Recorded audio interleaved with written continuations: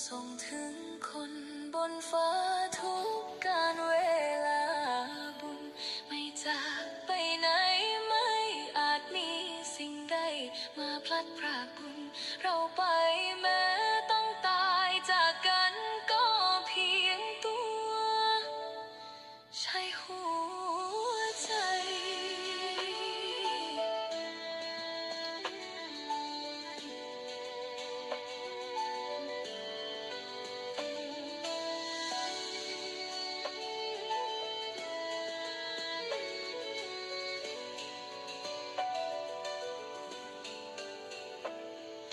พุทธ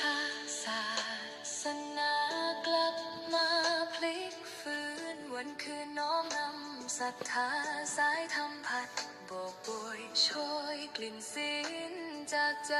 เรา ให้ลอยลมไปทั่วไทยให้ศีลธรรมช่วยคำจุนทรัพย์สินใด